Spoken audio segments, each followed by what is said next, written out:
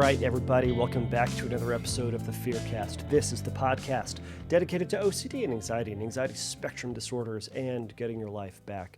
I'm your host, Kevin Foss, and I'm a licensed therapist specializing in OCD and anxiety disorders. Thank you all so much for joining me for this episode. This is a question and answer based podcast.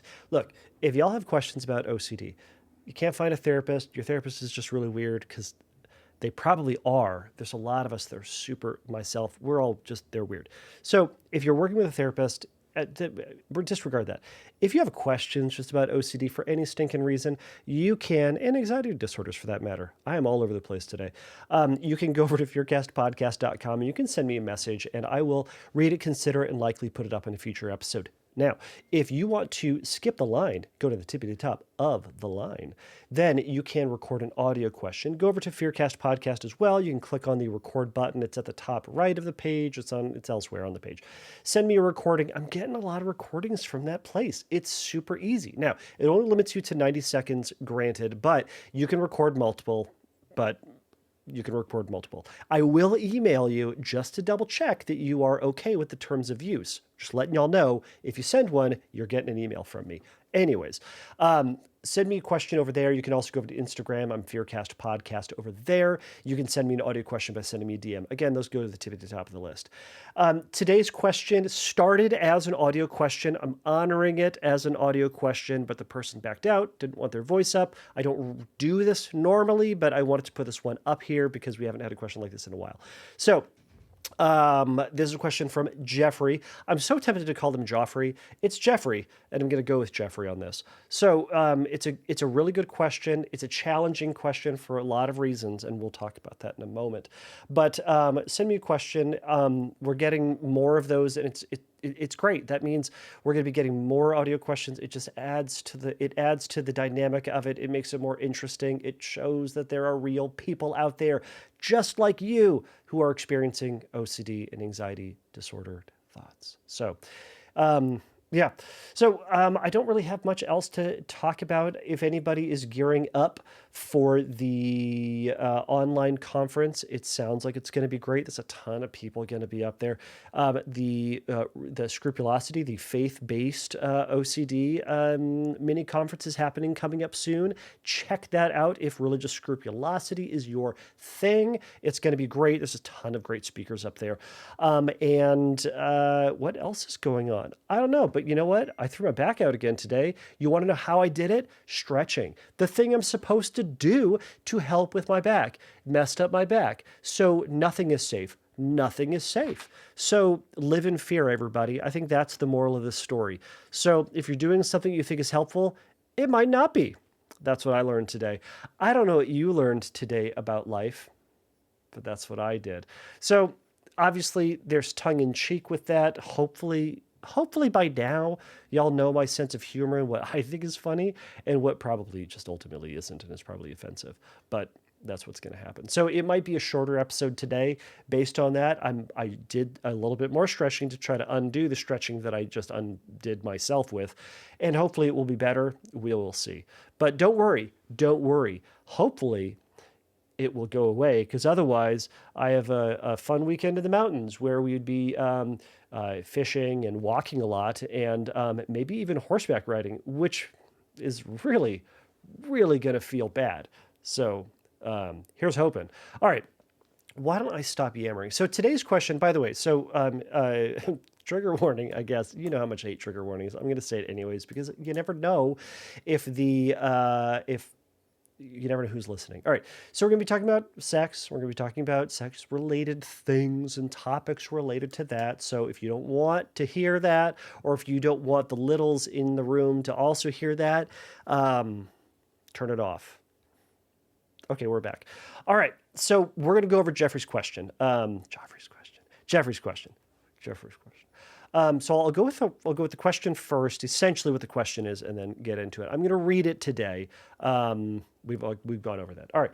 So Jeffrey says, if there's any tips on how to forgive myself and how the past doesn't define who I am, that would be greatly appreciated.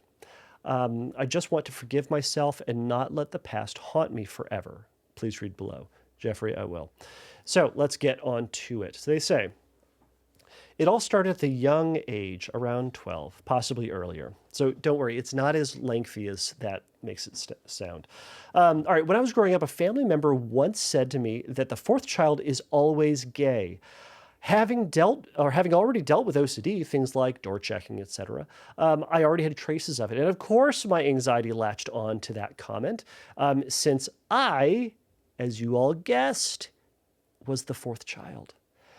As the years went by, not understanding what happened, I genuinely thought I was gay. Around 17 or 18, I ended up using a webcam and masturbating with guys online for about 2 years. Due to my anxiety and false arousal, I thought I enjoyed it, but I could never bring myself to actually sleep with a guy. After all that, I finally saw a therapist expecting him to tell me that I was in the closet. By that point, I'd been battling this demon in my head for about 7 years. However, I learned that it was something called OCD, and still to this day, I can't say I fully understand it. Later on, I went to a psychic. This is where you know it's going to get good. Went to a psychic. When I asked the question, am I gay? He shuffled the deck. And a male card showed up. I asked if that meant I was gay, and he said, no, however, it's something I should explore. But my mind still latched onto it. What are the chances of that happening? Could the energy in the deck somehow know more than therapists or science? What if science was wrong and can't prove it, and the therapists are wrong too? I've had 2 clinical psychologists and a professor all tell me this is classic OCD. It is. It's classic OCD. I also saw someone on YouTube who claimed to have OCD, but also said he was bisexual. And then he said, you can't be gay and have HOCD. HOCD, homosexual OCD, we now call it sexual orientation OCD. We'll get to this in a moment. He goes on to say, yet he also claimed to be bisexual. To be bi, you would do what a gay person would do. So that was really confusing. I guess the message I'm trying to say is don't believe everything you see or hear. I agree with you, Jeffrey. Because of my past experiences and the webcam stuff, my mind always latches onto that as evidence that I'm lying to myself about being bi or gay. And now I'm now 28, happily married to my beautiful wife, and she's been my rock throughout all this. No matter how much reassurance I get from professionals, even 3 of them, now 4, me, my mind tells me they're all wrong. But a person shuffling cards somehow knows my true identity. From my experience, no matter how much reassurance I get, it's never enough. My biggest issue is letting go of my past, as I see it as evidence of being gay, and I can't forgive myself for it. Every therapist says OCD goes against how we see the world, which then causes stress. You can't fear something you already are, and there is no confusion. Yet, I still can't let that sink in. They go on to say, they sent me a further follow-up email. They said, further to the below, which is the above, which is what I just read, I'm generally curious to why HOCD was changed to SO-OCD, sexual orientation OCD. Was that because gay people experiencing OCD about being straight, or because to my knowledge, a straight person that worries / has OCD about being gay can't be gay or bi? All right. That is Jeffrey's question. All right, Jeffrey, that's a great question. There's a lot in there. I'm going to try to pull out some stuff that can be helpful for you. And hopefully some of this will either be helpful to a lot of people, or I'm going to get some angry emails from a lot of people. I expect both. Bring it on. I thrive on your hate. All right. So first, let's talk about the last part first. So why it was changed from HOCD to sexual orientation OCD. Now, when I first heard this switch, when I first read like SO-OCD, I thought it was a joke. I thought people were saying they are so OCD, right? You hear this a lot, right? People are like, "Oh, I'm so OCD. and then fill in the blank with something incredibly trivial, right? But I have to do that because I'm so particular or so different and so weird, or unique or whatever they think it is. Anyways, so sexual orientation OCD.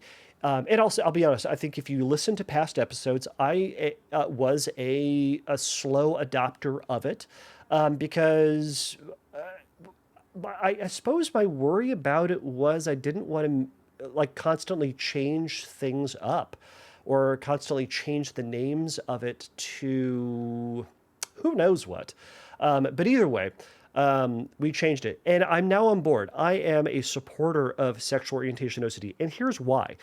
The term HOCD, homosexual OCD, it makes it seem like it is just about homosexuality, right? Which leaves out people who identify as gay or bisexual or any other letter within the LGBT alphabet, and they are worried that maybe deep down they're actually straight and they're just lying to themselves, right?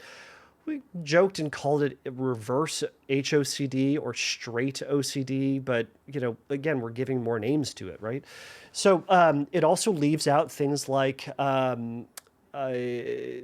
I don't know, fill in the blank, right? My brain is so fried and my back hurts so much. So we're just going to go with it. So sexual orientation OCD actually is more inclusive because it ultimately just says there is an obsession going on that is, at the end of the day, it is OCD. It is an obsession, a story that brings anxiety. What if blank is true? What if I don't understand blank about myself?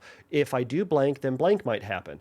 And then it causes this anxiety. Oh no, what if that thing does happen? Or what if that thing will happen? Or what if I am that thing? Or what if I discover this about myself? Or fill in the blank, right? I don't want that to happen. Oh no, I feel uncomfortable. Let me do something about this to try to make sure that that thing doesn't happen. These are called compulsions. That makes me feel better. Oh, relief. And then it goes back to reinforcing that thought because now whenever I get this thought, I know what to do and I have to go through this whole rigmarole to make sure that I do the thing. Okay. It's OCD. That is OCD. That is every type of OCD we've ever talked about. It's also basically every type of anxiety, but that's a separate conversation.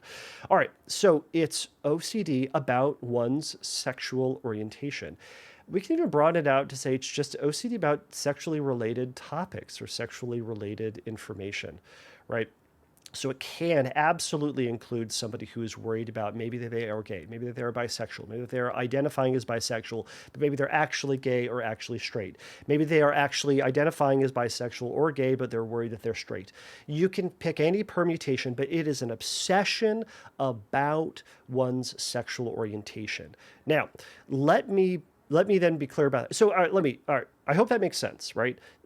It is more inclusive, it is more accurate, and it is also it's less stigmatizing because it's just more descriptive. It is an obsession, OCD, about your sexual orientation.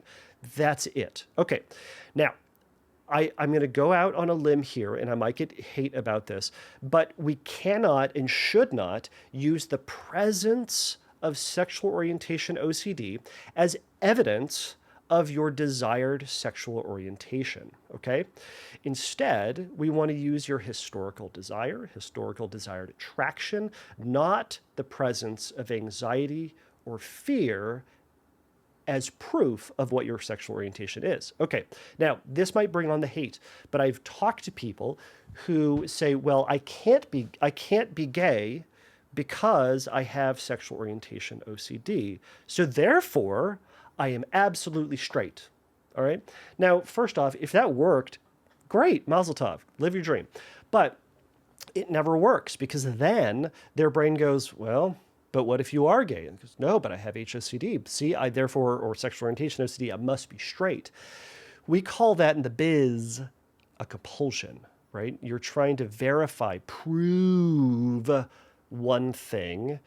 And what you're doing is you're engaging with the content of the obsession, right? This is the biggest point here, is that when you engage in the content of this obsession and ruminate about what the story is about you and think that if you fix the obsession, you'll fix the fear, and you won't, okay? What that narrative does is it tries to divert you into this narrative about some other fear, and we'll talk about the feared story. We've talked about the feared story before. I'm going to bring in a little ICBT in just a moment. It says, if you just solve that, get reassurance, positive reassurance, firm, solid reassurance that you are who you believe you are, then all of this will go away. But the problem is you spend hours and hours and hours trying to prove that, and then what it does is you get that moment of reassurance. You go, oh, good. See, I am straight. See, I reflected on the fact that I have sexual orientation OCD, so therefore I am actually bisexual, or I'm actually gay because I said that I am, or I'm actually straight because I have this fear, right? But then it says, but what if you don't really know who you are? And then you're back to the races, right? OCD isn't a thought problem, it is a feeling problem.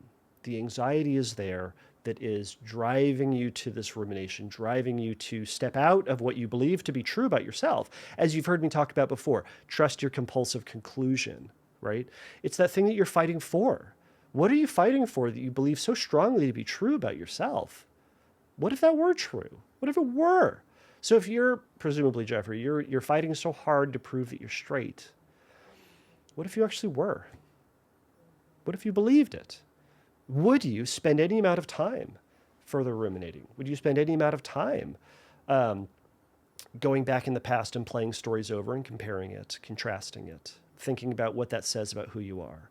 Instead, you keep fighting for this one thing. I would encourage you to act as if that's true, which means that we drop our compulsion. We act as if that thing is a fact, right?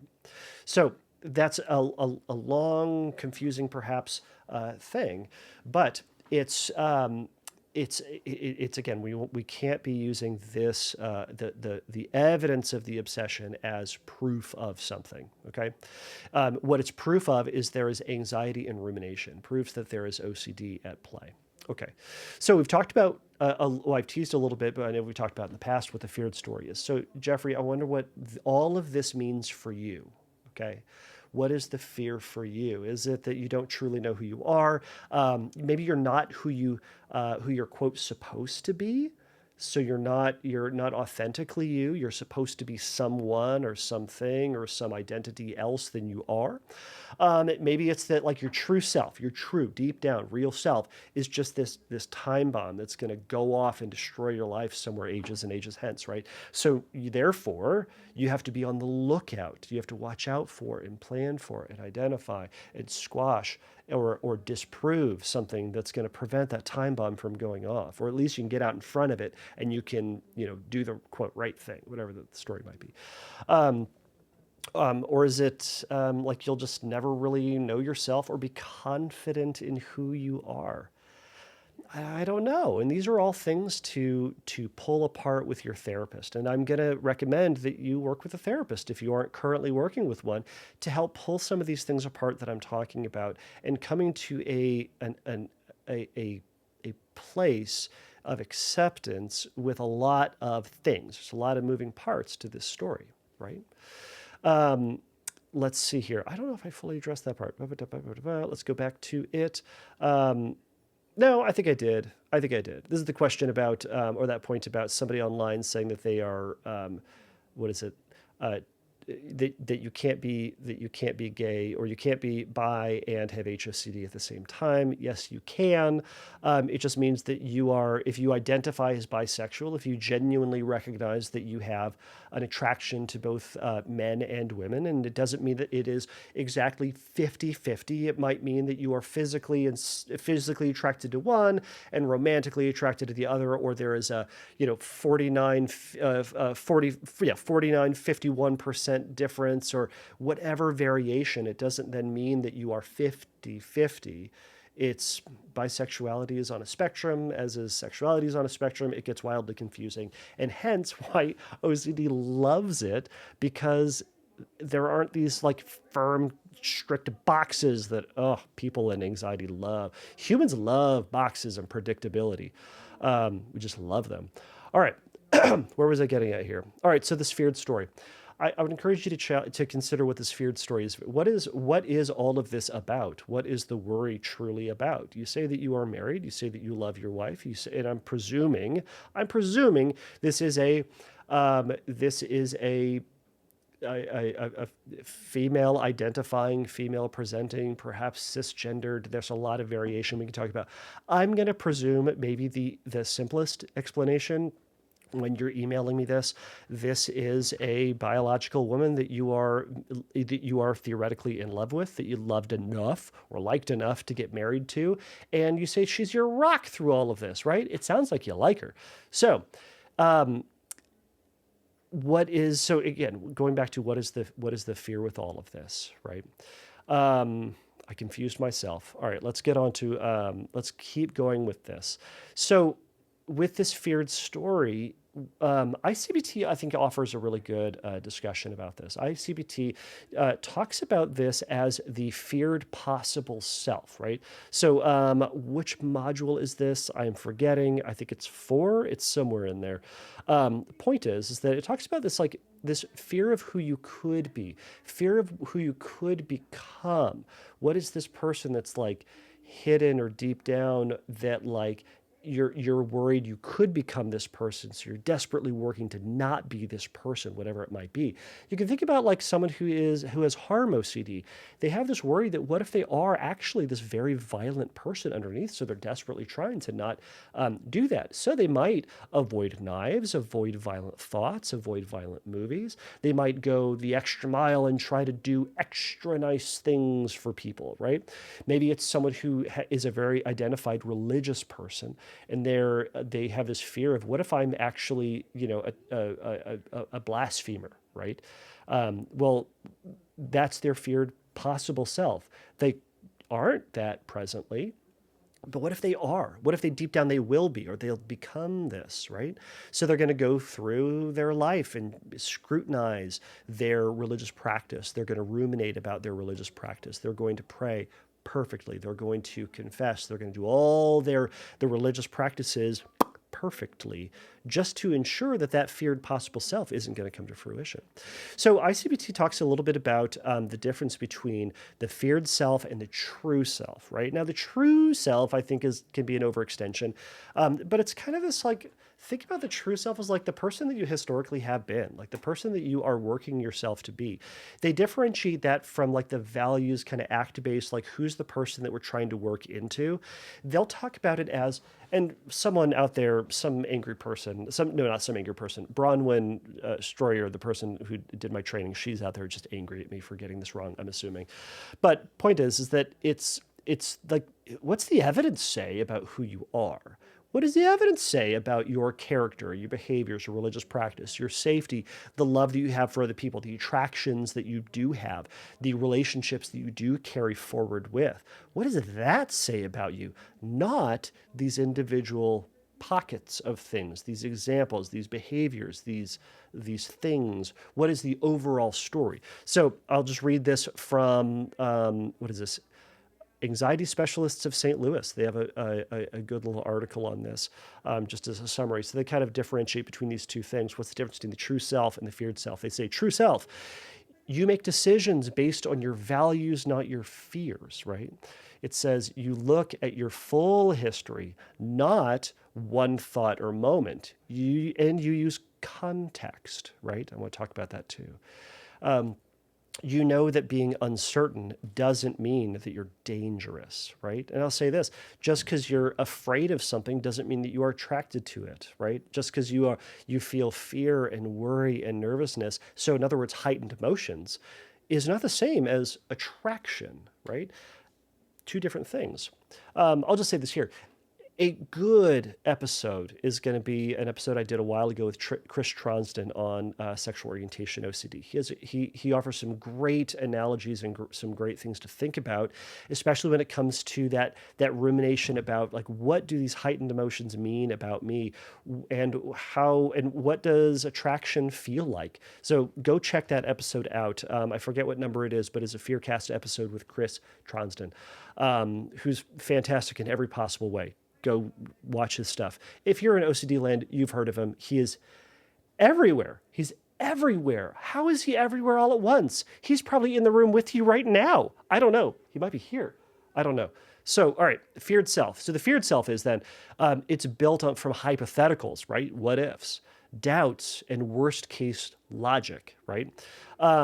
It shows up with qualifiers like, well, what if I'm just pretending, right? Well, so like, what if I'm not who I really say I am, but what if I'm this whole other thing, right? So again, it's hypothetical. And there's this feeling of urgency. This demands action to feel safe, right? We've talked about have tos versus get tos. OCD takes get tos, just interests and questions and things that we could consider, and turns them into obligations. It turns them into these absolute, terrifying have tos.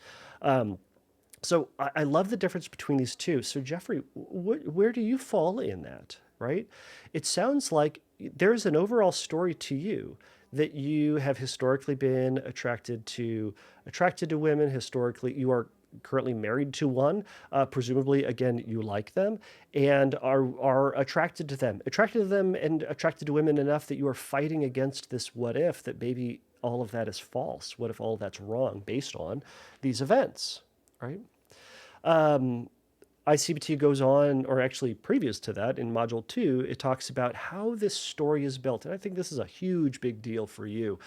So it talks about like these 5 different points. And I love this about ICBT. So it talks about like how OCD's logic is produced, right? And the point of it is just to show like what the story is, what's its argument that's trying to pull you into it. It's not saying it's absolutely right. It's saying this is what OCD is saying, and this is how it justifies the compulsion and justifies you going down the rabbit hole. So it talks about abstract facts and ideas, right? So just what are things that are true? Like what are just facts about life? The second is general rules, right? Things that we generally know to be true, rules that we ought to follow, that we generally do follow. Hearsay is kind of stuff that we've just like heard, maybe stories we've heard in the news, stories we've heard through the grapevine, right? Like posts that we read or just headlines that we read, and we just extrapolate that onto ourselves or into our life. Because like if it happened to that person, well, gosh, it could happen to me too. Personal experiences, right? I think this is jumping onto you for sure. Like I've had this personal experience doing this thing. Well, OCD grabs onto that and capitalizes on this and says, well, because of this thing, well, therefore this whole other thing, right? So because of this event happening, therefore this whole other it then wraps up all this other stuff. It doesn't say anything about this necessarily, this one point. It brings in more context, more story based on this. I almost say because of this personal experience, all this other stuff is true. And the last point is just like it's possible. Like all evidence could point to one thing, but boy, you know what? It's possible. Look, all evidence points to there not being the apocalypse today. But it could happen, I guess, right? We've been talking about the apocalypse a lot, I guess. But so that's the argument. That's the story, right? A huge piece, Jeffrey, that I'm hearing when you shared that story just at the very beginning of this, and you were talking about you heard this story really early on in your life that the 4th child is gay, and gosh, don't you know it? You the 4th child. Well, that's probably for a lot of people is gonna stick in their mind, and sometimes it feels like, depending on who said it, like, gosh, it can feel like authoritative fact, right? Hey, the 4th child is gay. Well, shoot, I'm the 4th child. Well, therefore, I must be gay, right? Because this person wouldn't lie to me. This entity, this outlet, this news, whatever, they wouldn't lie to me because they know the truth, right? By the way, this is where aunts and uncles are the worst. You know what lie my uncle tried to pass off on us dumb kids? He tried to say, all the boulders that we see were accumulated from little pebbles that we saw, and they just kind of snowballed and progressively became this big giant rock. And we went, huh, interesting. I didn't know that. And he went, yep. And so we went, oh, here's another lie. He said that, and it's just preposterous that this is in my head. He said, well, men are better at directions, don't you know? Because we have a special bone in our nose that can kind of serve as this compass that we know directions better, right? Now, is that ridiculous and sexist? Yes. Is that a story that I believe to be true? Absolutely not. Is that a thing that shows up in my brain from time to time and I sometimes think about? Also, yes. Um, so we hear things, and this is where that hearsay comes in, right? These little stories can jump in and just start to snowball if OCD grabs onto it and it becomes this whole other thing, right? All right, so I'm going to try to not belabor this because I think oh man, we're going long already. And I said this is going to be a short podcast. Here I am being a liar. So one thing to also consider, and I'll let you look this up a little bit more, but is in some ways that we can challenge this. And I had an idea to also contrast this with alternative thought records from cognitive behavioral therapy, because I am not. Well, I'm here for what works. So some people really resonate with ICBT stuff. Some people really resonate with CBT stuff. CBT and ERP being being like the gold standard. And if that doesn't work, we go with, ICBT. I want to do what's going to help people. So the alternative thought record is looking at what is the feared story, and then what are other ways to think about it. So it's not like on the spectrum of good stuff to bad stuff. The thought you have is like firmly in the bad stuff section. So what is a more realistic, rational, logical, reasonable, rational? I think I've said that already. Way to consider this ongoing, right? So that's the idea, is we're trying to come up with something more reasonable. It doesn't say that it's absolutely a fact, but it's saying there is so much more evidence for this than there is for that one.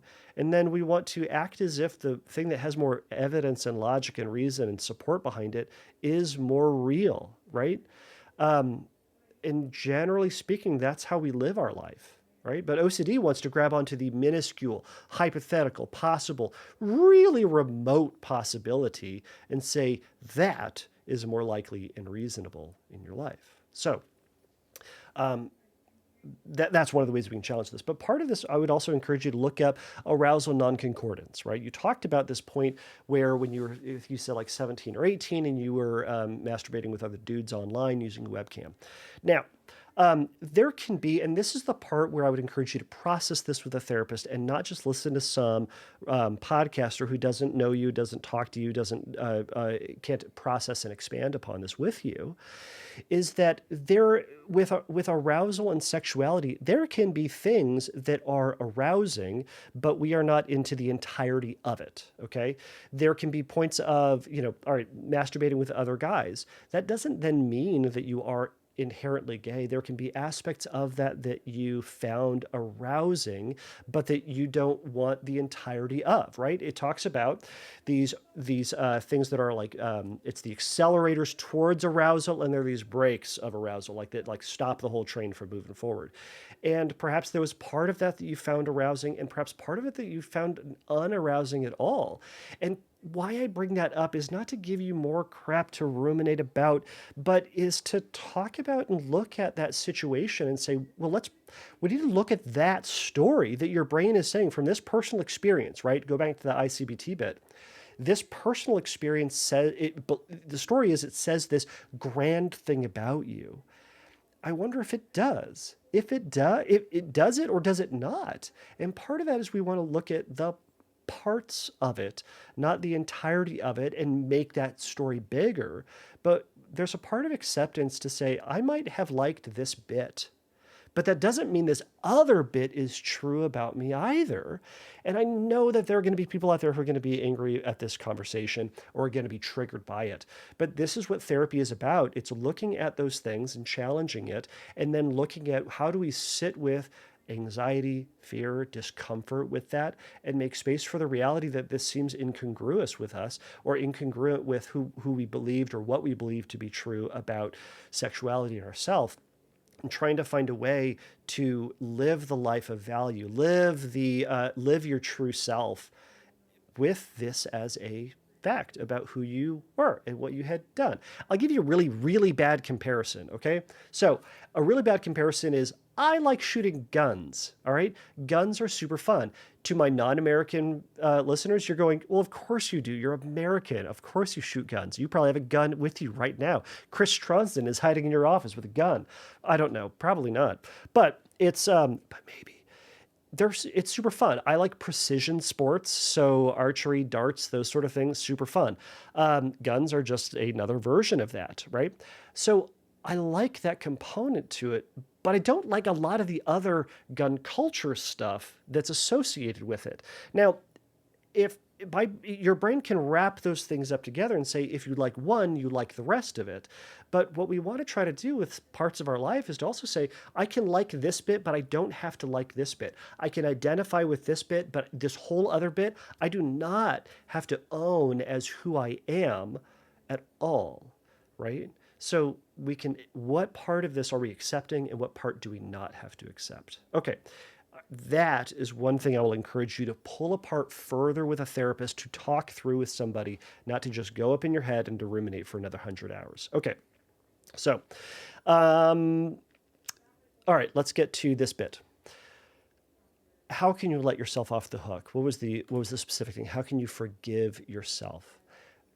The first thing that I'm going to encourage you to do, I've encouraged you to do a lot. Let me recant that first line. We need to resist compulsions. We need to resist compulsive rumination, compulsive checking, compulsive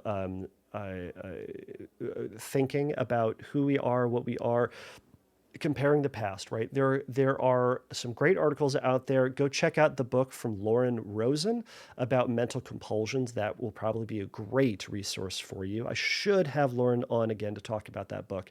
But it's catching yourself when you're going back into this story and going back into those pieces of evidence that your brain says as something that is indicative of who you are.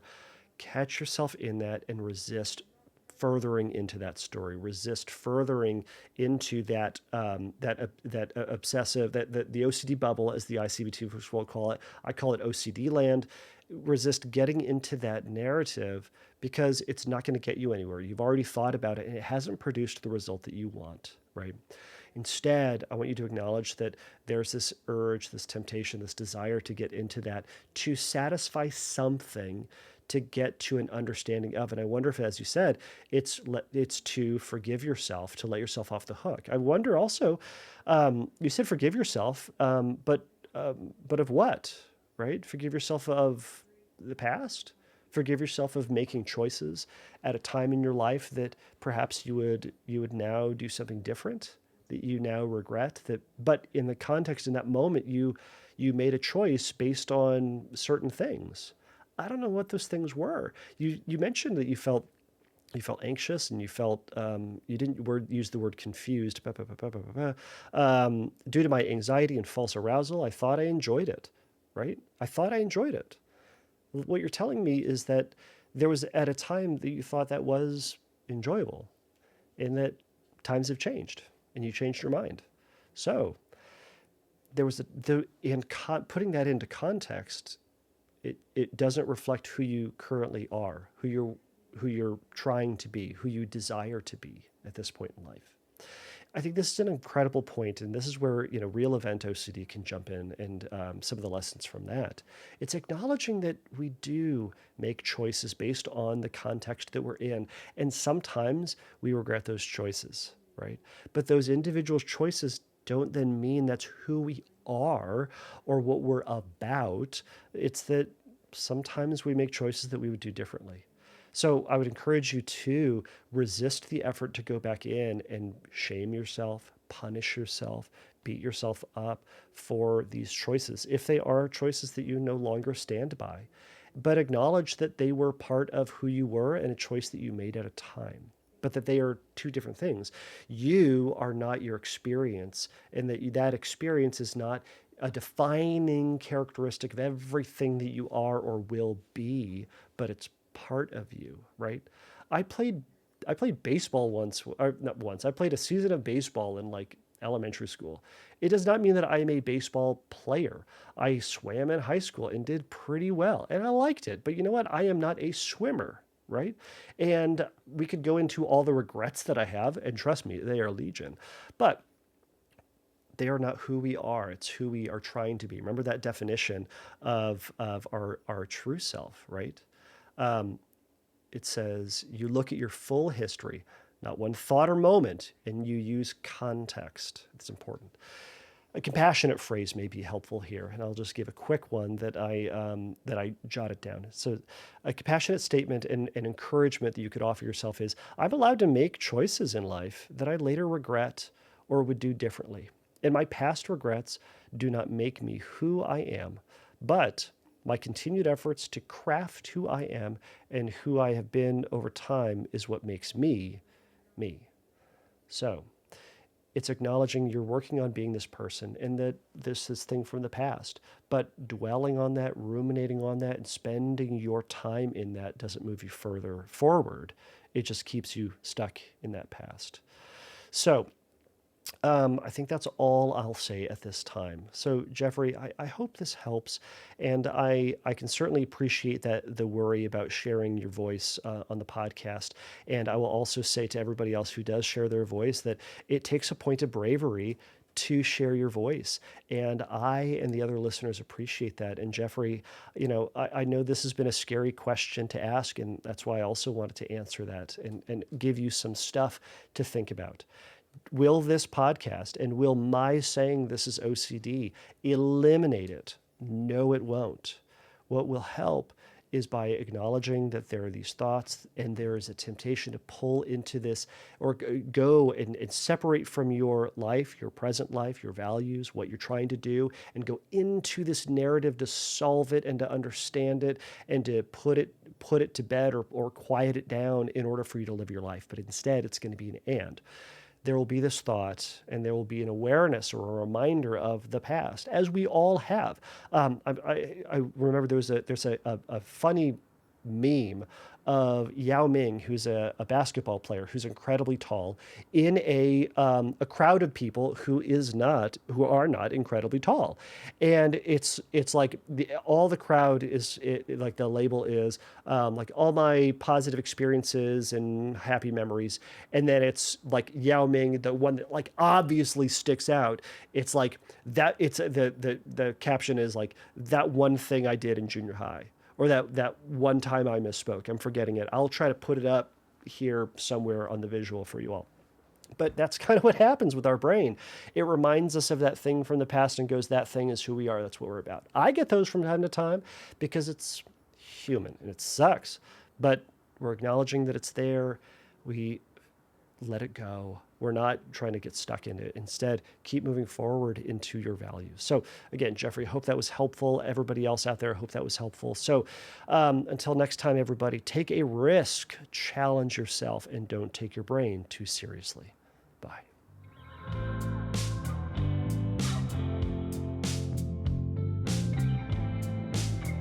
Thank you for listening to the Fearcast. If you would like your question answered on a future episode, please click on the Submit a Question link at fearcastpodcast.com. If you would like your question answered sooner, please send me a recording of your question to questions@fearcastpodcast.com or by sending me an audio message through Instagram by DMing me at fearcastpodcast on Instagram. If you like the Fearcast, please write a review on your podcast platform of choice. Please remember that the Fearcast is not a substitute for psychotherapy. If you need a little bit of help in your recovery, please go over to fearcastpodcast.com and click on the Find Help link, and there's going to be some information for you there. So until next time, take a risk, challenge yourself, and don't take your brain too seriously.